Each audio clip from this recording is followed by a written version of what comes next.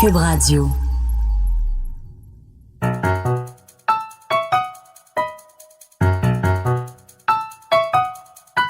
Ici Mathieu Bock-Côté et bienvenue aux Idées mènent le monde.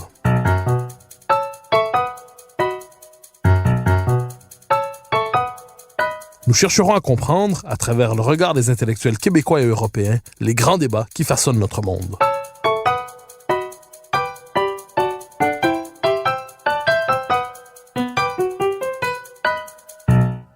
On a quelquefois tendance à croire que le Québec est relativement étranger aux grands courants idéologiques qui traversent le monde occidental et qu'il s'épargne conséquemment leur confrontation.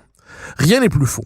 Levés dans une culture politique consensuelle, nous faisons semblant de ne rien voir, mais les Québécois vivent avec les querelles de leur temps. Comment se manifeste ici le phénomène populiste? Comment pense-t-il le rapport, comment les Québécois, pensent-ils le rapport à la civilisation occidentale? Et comment, dans la nouvelle époque qui est la nôtre, envisager le vieux combat nationaliste pour l'indépendance?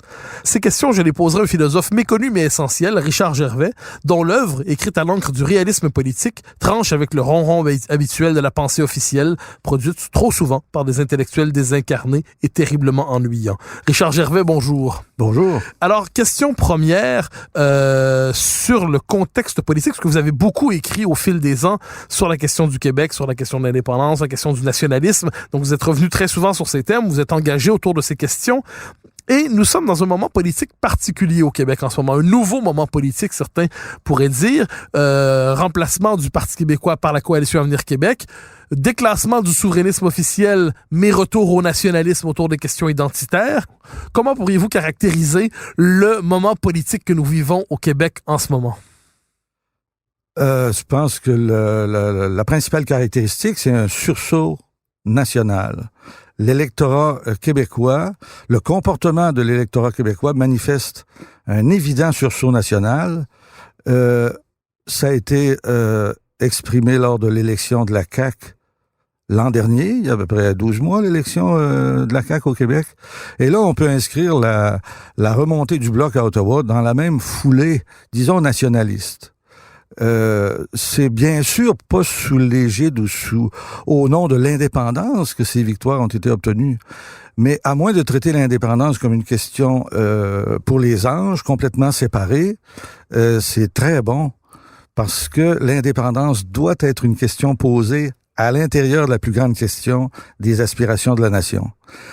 Il y en a dans le mouvement, et je le déplore, dans le mouvement indépendantiste, qui rechignent, qui disent c'est le bloc n'est pas est peut-être indépendantiste, mais il fera pas l'indépendance à Ottawa, donc et il ne parle pas assez d'indépendance. La CAQ n'est pas indépendantiste, c'est peut-être pour ça qu'elle a été. Je vois pas les choses comme ça. Je pense que vraiment la CAQ, et on l'a vu tout de suite après avec la loi sur la laïcité, etc., rejoint les Québécois dans leur aspiration nationale qu'au sein du Parti québécois, en pleine déconfiture, on avait tout simplement perdu de vue. Ces Québécois-là existent, le sentiment national existe, les Québécois ont les réactions d'un peuple.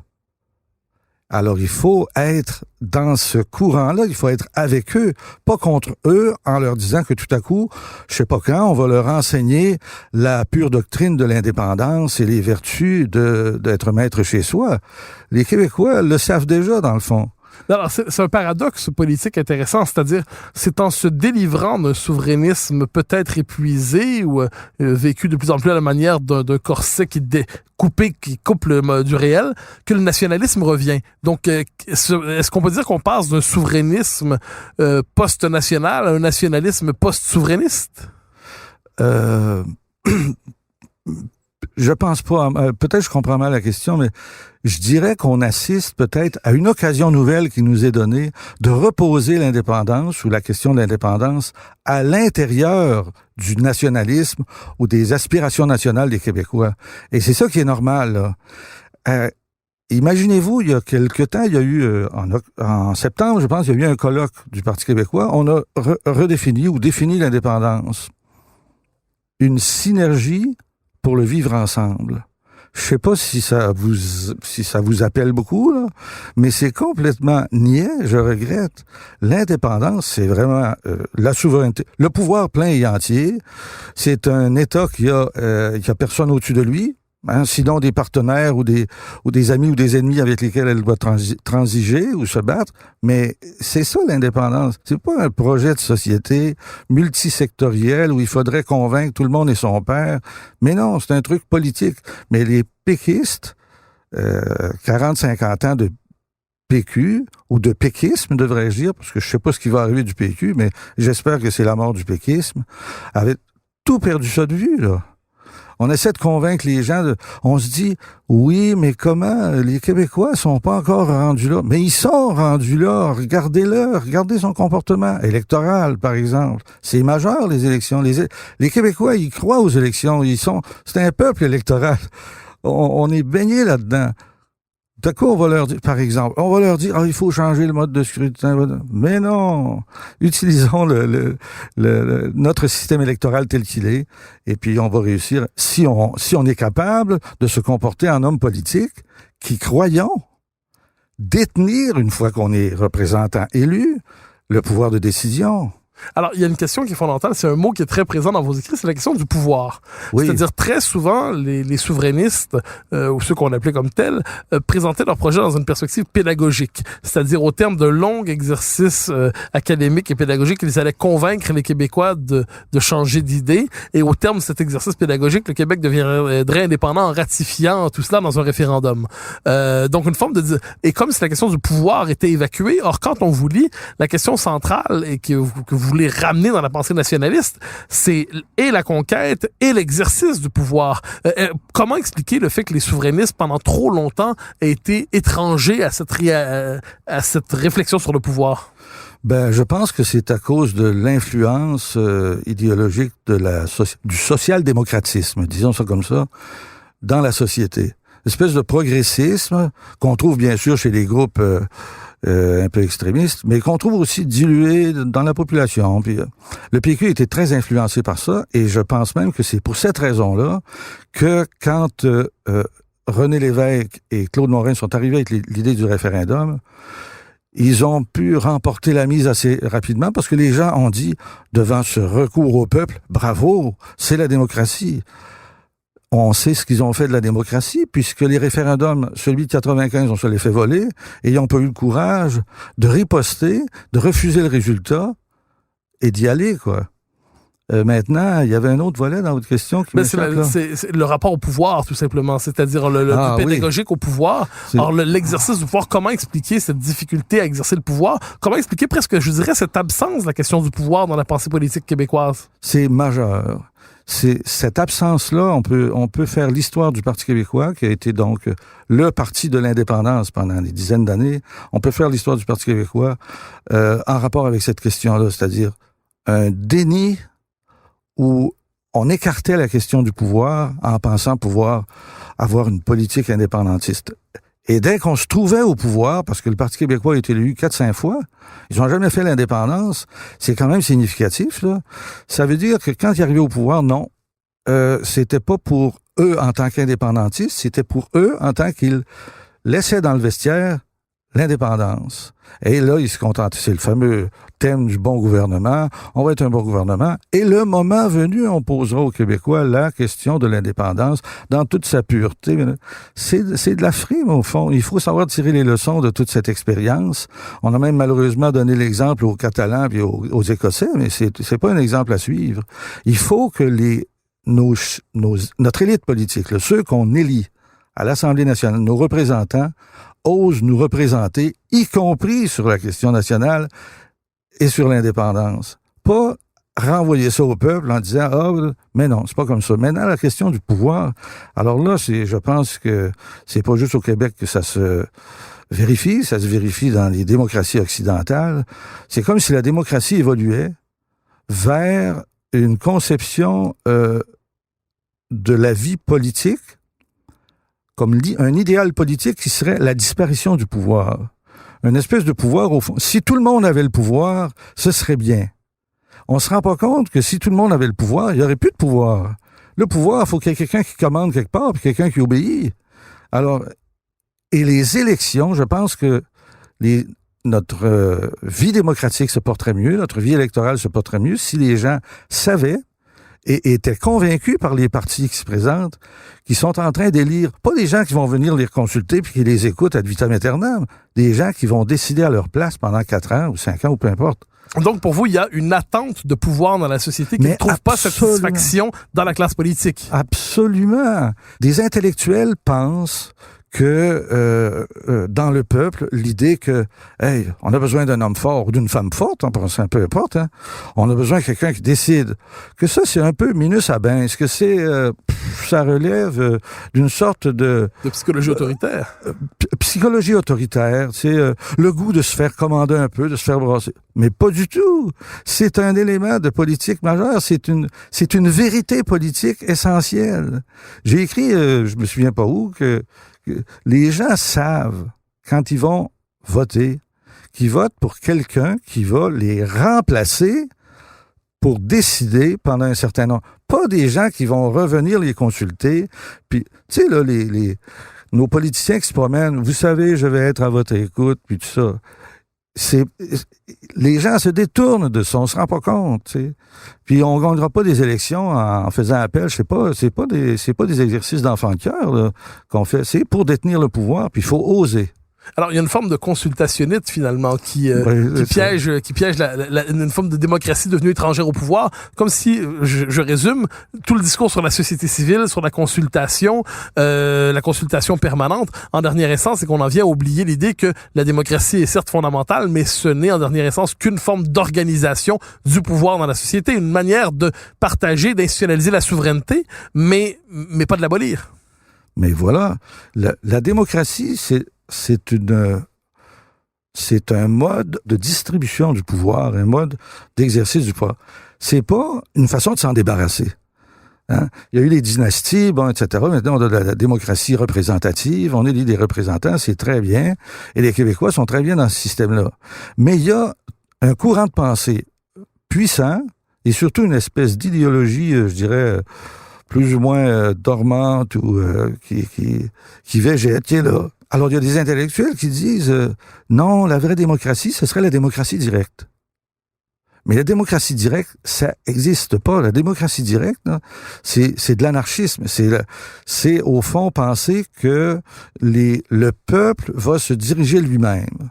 La démocratie directe, là, c'est probablement possible seulement dans le couple conjugal. Puis dès que tu dépasses ça un peu, à un moment donné, il faut que tu choisisses des représentants. Et la vie politique dans une collectivité, une communauté politique comme la nôtre, c'est évidemment un pouvoir d'ordre représentatif qu'on a. C'est pas, on n'aura jamais une situation où le peuple québécois décide de toutes les questions, ni les majeurs, ni les mineurs, ni rien, là. Alors, il faut prendre au sérieux la vie démocratique représentative et cesser de critiquer notre démocratie sous prétexte qu'elle est trop pas assez directe. Alors, dans un entretien que vous avez eu la générosité de m'accorder pour mon blog du Journal de Montréal, vous inscriviez le sursaut national actuel québécois, dont que vous croyez reconnaître notamment dans la percée de l'élection de la CAQ en octobre 2018, dans un contexte occidental plus large. C'est-à-dire, autrement dit, vous l'inscrivez dans notre contexte national, mais vous dites que ça s'inscrit aussi dans un contexte plus large, qui est celui des questions liées au populisme, au multiculturalisme, à l'identité, à ce que devient l'Occident, et ainsi de suite. Quel est pour vous ce contexte plus large dans lequel s'est inscrite la victoire de la CAQ en octobre 2018? Dans le contexte où les populismes, disons, se dressent contre le mondialisme, puis là on peut mettre toutes sortes de termes, nationalisme contre le multiculturalisme, etc., etc. C'est clair à mes yeux que aujourd'hui, la question nationale québécoise se pose dans ce nouveau contexte-là et que les indépendantistes vont devoir s'y inscrire et devraient d'ailleurs naturellement s'y inscrire. La montée du populisme, pour moi, ne me fait pas peur du tout. Oui, vous n'avez pas de définition négative du mot populisme. Non, plutôt positive. Je vois ça comme la réaction des peuples qui disent tout à coup, nos frontières, on y tient. cesser de les ouvrir à n'importe qui.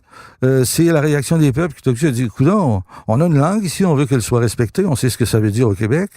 Nous avons une culture. Quand on accueille quelqu'un, on veut qu'il y adhère, on veut qu'il reconnaisse nos mœurs, notre façon de vivre, et non pas qu'il cherche à imposer les siens ou les siennes, ses façons de vivre.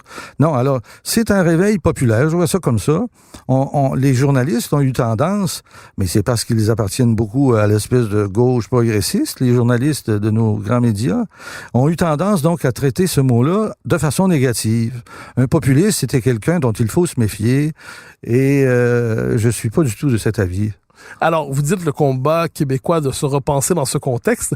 Qu'est-ce que ça veut dire concrètement? Est-ce qu'on peut dire, par exemple, que la loi 21, le combat pour la laïcité, est-ce qu'on doit le comprendre dans ce contexte désormais comme un geste d'affirmation nationale devant le multiculturalisme, comme un geste populiste même? Comment s'articuler donc le combat québécois avec le combat plus large tel que vous le voyez en Occident? C'est certainement la loi 21. Ça s'inscrit dans le combat nationaliste. L'élection de la CAQ s'explique en partie par un redressement nationaliste ou populiste. C'est le peuple québécois qui dit, un instant, nous existons. Ça faisait 15 ans qu'on se faisait mépriser par un gouvernement qui est en train de organiser une commission sur le racisme systémique du peuple québécois.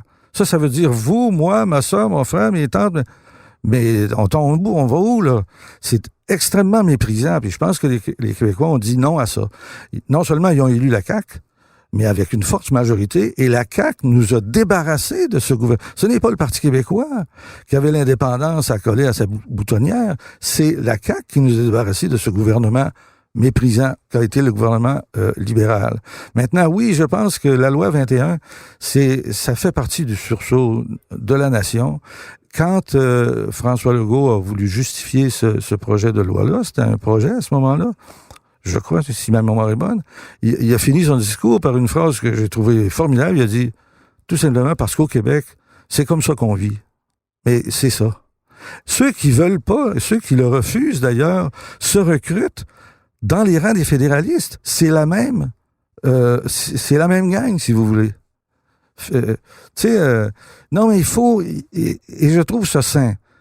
Regardez, il y en a qui, pas longtemps, il y a quelques jours, il y a des gens issus des milieux de l'immigration, je ne sais trop, et ils ont fait une conférence de presse et ils ont dit « Le Bloc québécois est raciste ». Mais le Bloc québécois est raciste. Là, t'as l'impression de vivre sur une autre planète. Et ou bien ils n'ont pas voyagé, ou bien ils sont de mauvaise foi. Et je pense que c'est la deuxième raison. Il n'y a rien de raciste là-dedans. Quand Legault a dit non, il n'y a pas de racisme systémique au Québec, mais il y a beaucoup de Québécois, caquistes ou non, qui ont applaudi, là. Parce qu'ils savent bien, ils sentent bien ça. Des pancartes comme, je sais pas comment vous la trouvez celle-là, mais de grâce, ne nous laissez pas seuls avec les Québécois de souche. Qui c'est une pancarte pendant le débat sur la Charte des valeurs. Ouais. Voilà, exactement. Vous essayerez ça à New York, dans la rue de New York, ne nous laissez pas seuls avec les Américains de souche.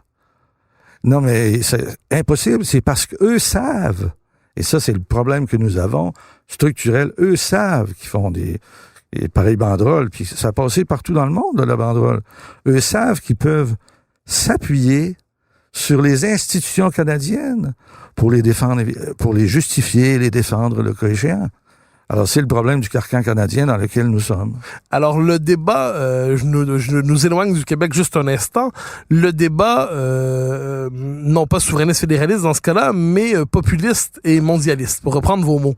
Il se pose un peu partout dans le monde occidental, pas toujours de la même manière d'un pays à l'autre, mais au-delà des partis les uns les autres, qu'est-ce qu'on pourrait dire qu'est-ce qui structure ce débat-là aujourd'hui, ce nouveau débat qui remplace un peu le clivage gauche-droite en Occident à certains égards?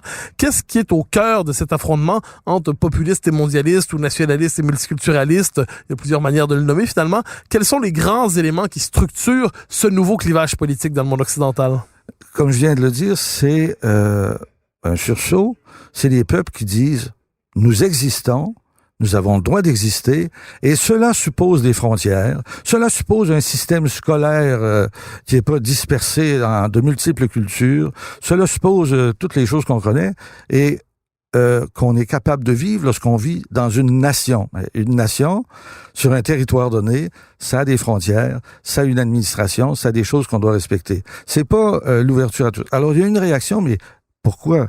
C'est vraiment une réaction à la mondialisation qu'on a voulu nous présenter comme toujours heureuse, toujours bonne, etc.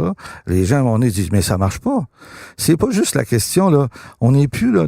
Il y a quelques années, par exemple, sous Parizeau, les indépendantistes cherchaient à dire, c'est bon, la mondialisation, parce que ça justifie l'indépendance, parce que seule l'indépendance nous permettra d'avoir notre voix à la table où les nations discutent. Mais ça, c'est pas la mondialisation qu'on connaît aujourd'hui, là. La mondialisation qu'on connaît aujourd'hui, c'est l'abolition tendancielle des frontières, c'est le mépris pour les nations que nous sommes. On devrait tous s'éduquer et devenir de beaux mondialistes qui renoncerions à notre héritage. C'est se détourner, au fond, de l'éducation que nous avons eue, c'est le fait qu'on ne serait pas tout à fait justifié de se reproduire, mais les autres qu'on accueille, alors vite, allez-y, dans vos mœurs, non. Les Québécois, là, normaux, là, ils font comme n'importe quel autre peuple, ils disent non. Alors, c'est essentiellement un non, le populisme. Positivement, je pense que ça peut se traduire, par exemple, au Québec, par une poussée nationaliste qui devrait aller jusqu'à l'indépendance. Compte tenu de la réalité de ce qu'est ce pays, Canada, il refuse au fond cette affirmation nationale. Alors ça devra aller à l'indépendance, à mon avis. Mais le populisme, c'est quand même plus large que l'indépendance, évidemment.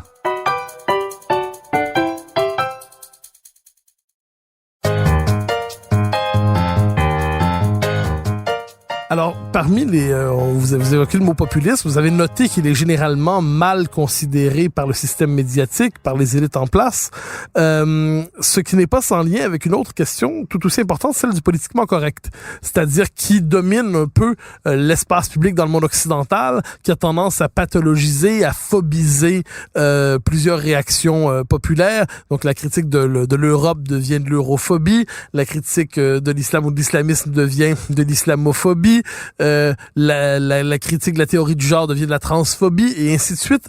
Donc, il y a aujourd'hui une forme de nouvelle orthodoxie dominante dans le monde occidental qu'on appelle politiquement correct. On pourrait parler aussi d'idéologie diversitaire. Est-ce qu'on peut dire que cette espèce d'idéologie diversitaire ou ce politiquement correct représente un des principaux obstacles sur le chemin de ce que vous appelez une forme de sursaut populiste? Oui, mais c'est un obstacle et à la fois c'est contre cet obstacle-là qu'on se dresse, là.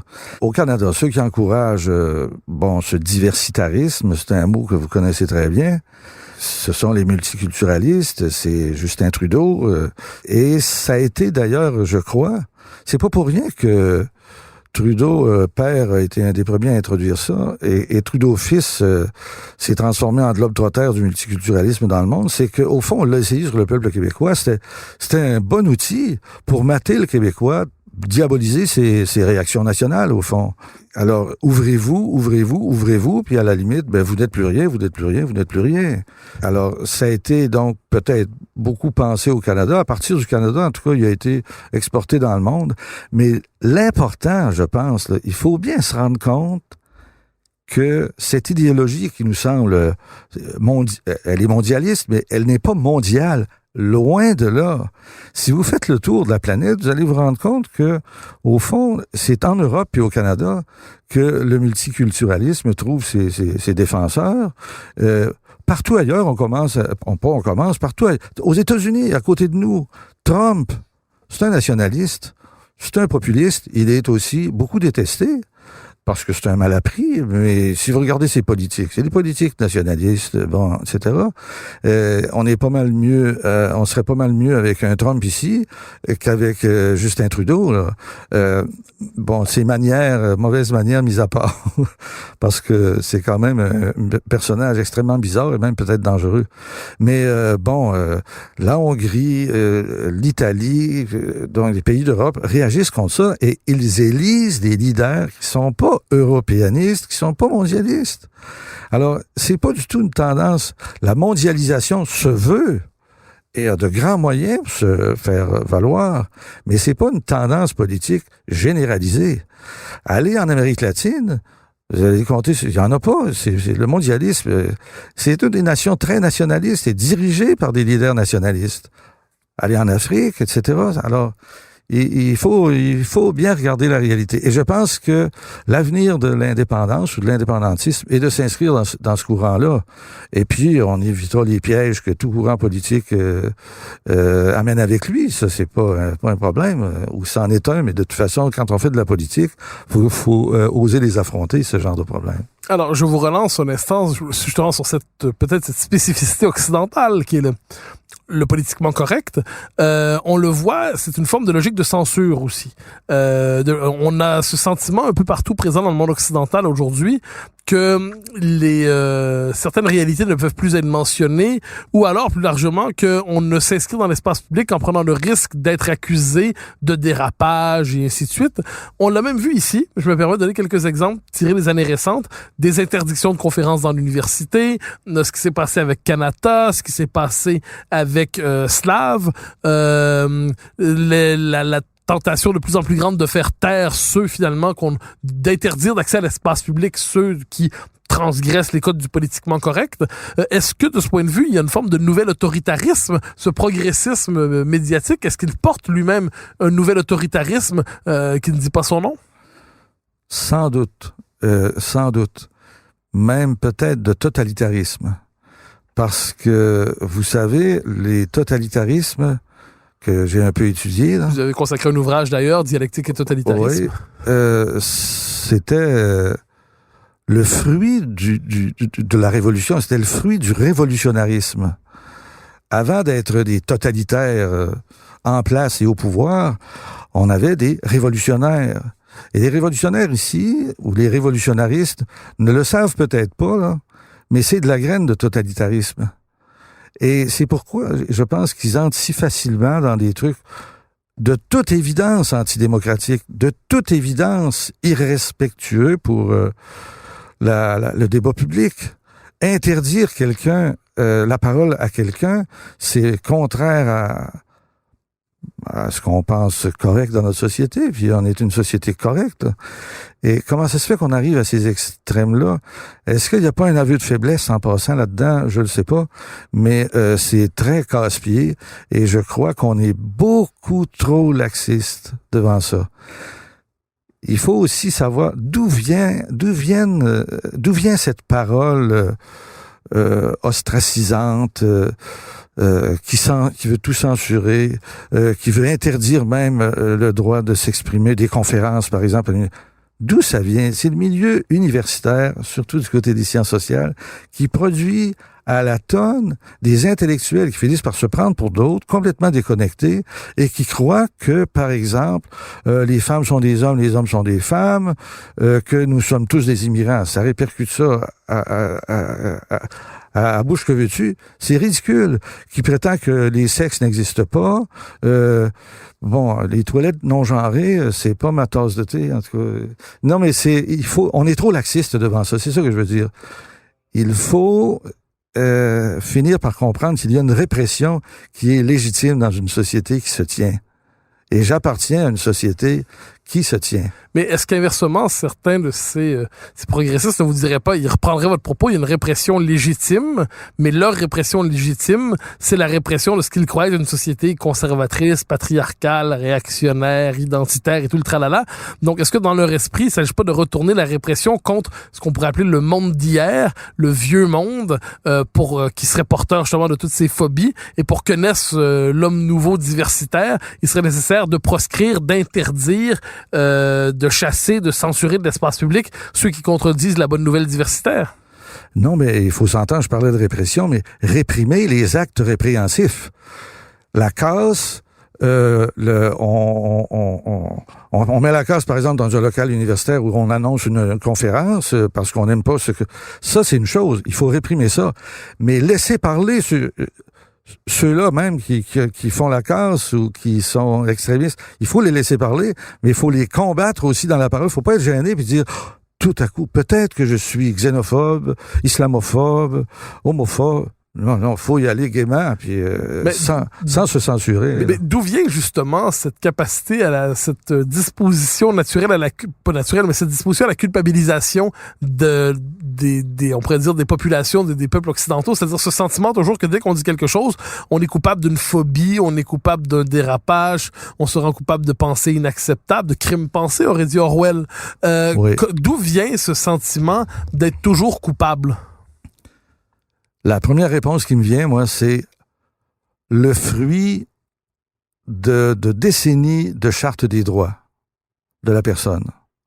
Depuis 1982, au Canada, dans la situation canadienne en tout cas, on est bombardé de cette morale des droits individuels. Je pense que ça crée une culpabilité contre laquelle s'adossent les groupes minoritaires, enfin les communautarismes, etc. Ceux qui lancent des invectives ou des accusations comme islamophobie, xénophobie, etc., racisme. Je pense que c'est contre ils se sentent justifiés parce qu'ils sont en train de défendre, supposément, des groupes minoritaires que la société, que l'État brimerait, discriminerait ou ce genre de trucs. Mais je pense que la Charte des droits, elle aussi, ce droit de l'homisme doit être soumis à la critique parce qu'il conduit à la désagrégation des sociétés et à la destruction des nations, dans le fond. Alors, une des grandes questions qui habitent notre époque dans le monde occidental, qui n'est pas sans lien avec ce dont nous parlons, les mouvements populistes, la question du sursaut des identités, c'est la question aujourd'hui de l'islam.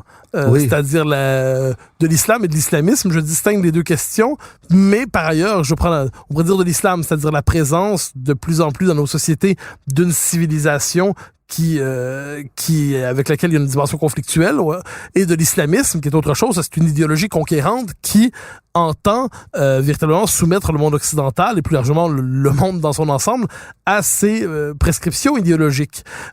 Comment abordez-vous dans votre réflexion cette question aujourd'hui du rapport entre l'Occident et l'islam, entre l'Occident et l'islamisme, et que pouvons-nous devant cela porter comme étendard d'une manière ou de l'autre? Mais je pense que l'Occident fait face à l'islam conquérant ou à l'islamisme. Mais sur cette distinction-là, islam et islamisme, vous avez raison de la faire, c'est absolument essentiel. Mais supposons que, je vous dis, il faut quand même distinguer les verts et ceux qui prennent les armes pour défendre trois ormeaux qui poussent librement dans votre rue. Vous diriez, ben oui, si dans le mouvement écologiste, je fais une analogie, il y avait une chose analogue à l'islamisme, le djihadisme armé, ben on en parlerait comme on dirait les maudits verts sont encore passés à l'attaque. On dirait pas les maudits verdistes. Moi, je crois qu'on ferait la distinction, par exemple, entre les écologistes et la tentation de l'écoterrorisme qui peut habiter certains. Je crois que la distinction, elle est présente, à tout le moins, devant le phénomène, dans le cas de l'islam, je ramène ça là-dessus. La distinction que font les Occidentaux, ça ne veut pas dire qu'il faut pas critiquer l'islam, c'est simplement refuser de réduire une civilisation, une religion, à sa part pathologique. Évidemment. Mais ce souci de distinguer les deux nous est servi souvent comme un moyen pour nous dire pas d'amalgame, faites attention. Ben là, il faut bien comprendre que les islamistes, donc Daesh, etc., le djihadisme armé notamment, ceux qui commettent des attentats, brandissent le Coran et se disent islamistes, se disent mahométans, si vous voulez, et les vrais représentants de Mahomet. Ils reviennent aux sources, eux. Tandis que les autres... Ils croient avoir le monopole de l'islam légitime. Si vous voulez, c'est ça. Alors, cela dit, je pense que l'Occident, oui, fait face à une menace très grave, primordiale, c'est celle de l'islamisme. Et dans les milieux médiatiques, on a tendance à oublier, ou de gauche en général, progressistes, on a tendance à minimiser la question. Pourquoi? Parce que les milieux de gauche critiquent l'Occident, puis ils trouvent dans dans les islamistes des gens qui combattent l'Occident. Alors, ils y voient des amis politiques. Bien sûr, ils devraient peut-être pas en tuer autant, faire tant de ravages, mais c'est quand même des gens qui ont raison de se révolter contre Leur l'Occident. révolte est légitime, même si les moyens sont excessifs. Oui, parce que l'Occident, quand même, pratique l'exclusion sociale, la discrimination, et bien sûr responsable de l'immense affaire du colonialisme. Et on roule là-dedans, et on se retrouve avec un discours pareil, sans défense devant une menace qui est très réelle. Alors, je vous relance là-dessus. Devant l'islamisme, l'Occident ne sait pas toujours comment se définir. C'est-à-dire, il va se définir... On a pris l'habitude depuis quelques décennies de se définir comme la civilisation des droits de l'homme, de se définir à travers des principes universalistes, qu'ils soient libéraux, républicains, mais on semble avoir de la difficulté quelquefois à nommer ce qui serait le propre de l'Occident. C'est-à-dire, au-delà de la prétention universelle, y a-t-il quelque chose, un propre de l'Occident?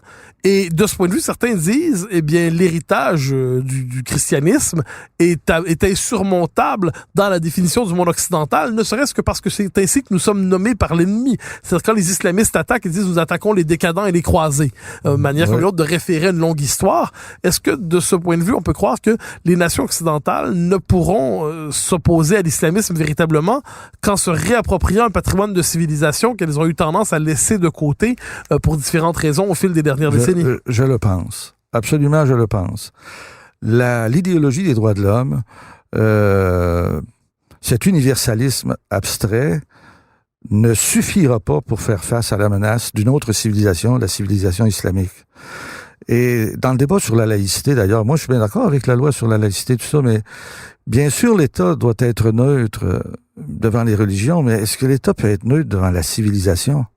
Or, c'est notre civilisation cette civilisation qui est nôtre, elle est faite largement par le christianisme. Il y a une souche aussi juive, grecque, etc. Il y a dans la société québécoise et dans les sociétés occidentales, mais je le déplore particulièrement ici, un courant de pensée anticlérical.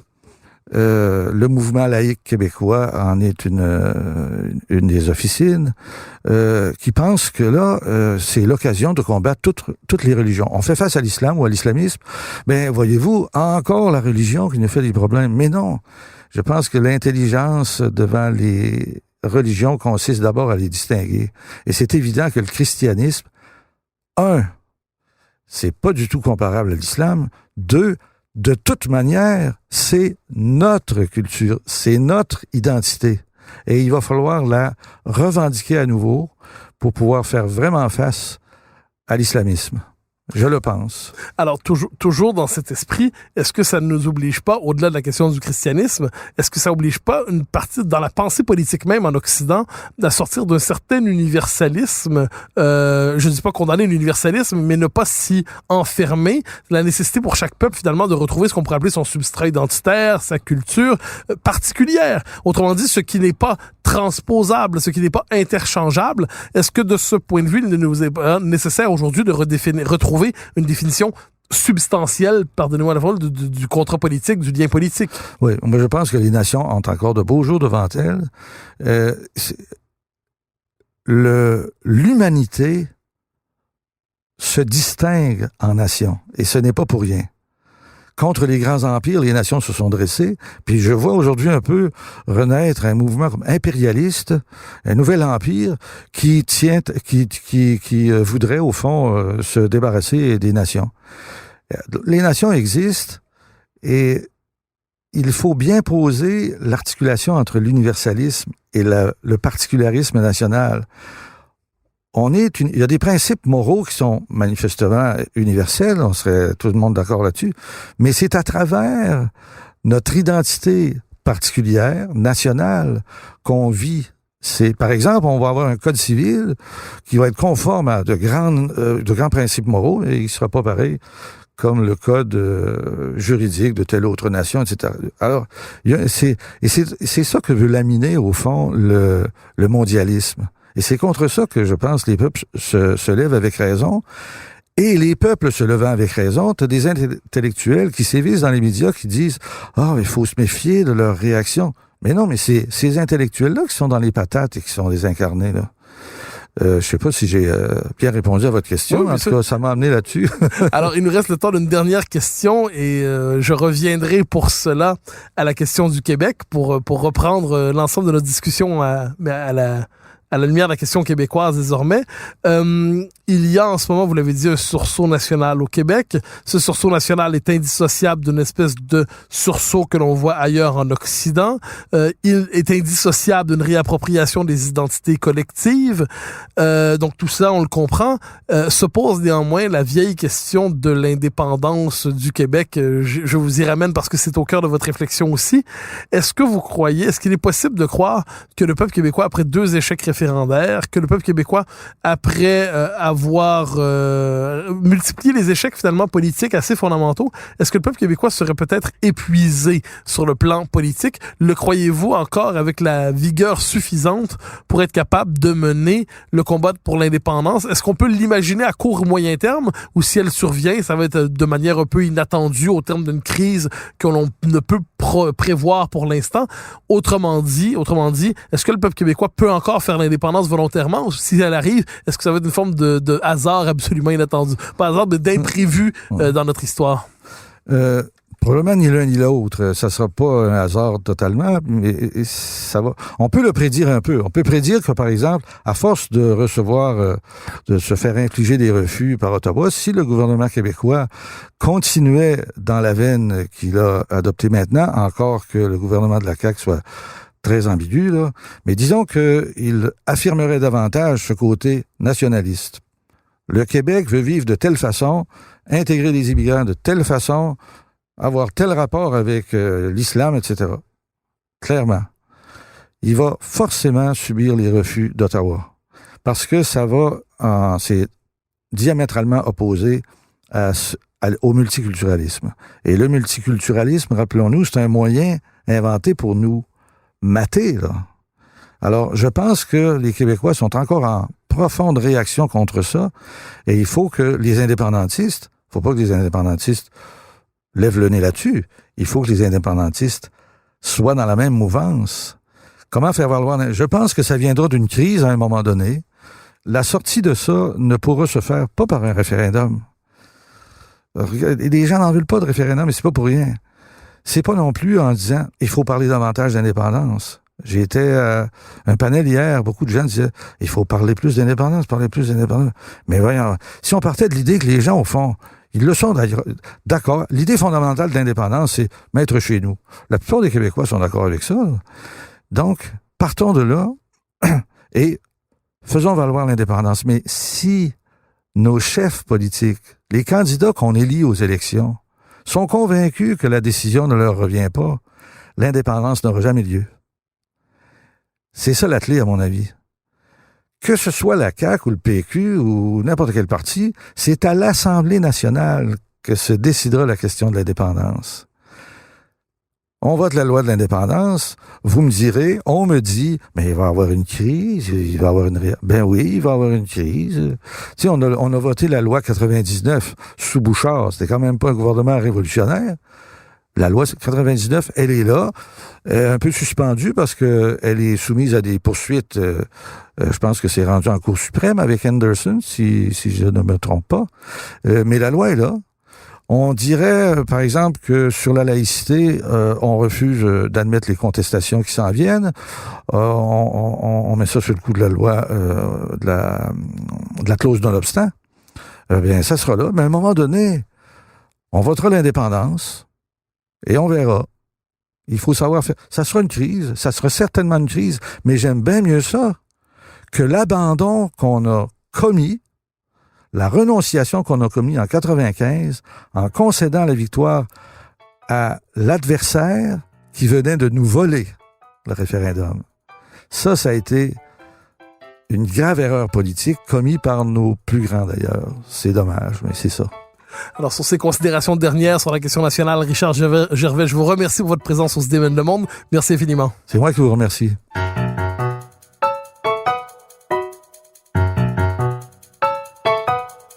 Chers auditeurs des Idées mènent le monde, vous pouvez faire connaître le balado sur vos réseaux sociaux en partageant les épisodes que vous aimez. Cela nous donne à chaque fois un fier coup de main pour faire découvrir le balado. Ainsi, si vous écoutez sur une autre plateforme que Cube Radio, laissez-nous un commentaire. C'est encore une fois un geste qui nous permet de faire connaître la série au plus grand nombre. Merci à vous d'être à l'écoute. Vous pouvez me suivre sur Twitter et sur Facebook. Vous pouvez également lire mes chroniques chaque mardi, mercredi, jeudi et samedi dans le Journal de Montréal. Et chaque semaine, vous pouvez me suivre à la Joute à TVA. Animation et recherche, Mathieu Bock-Côté. Réalisation, Anne-Sophie Carpentier. Une production Cube Radio.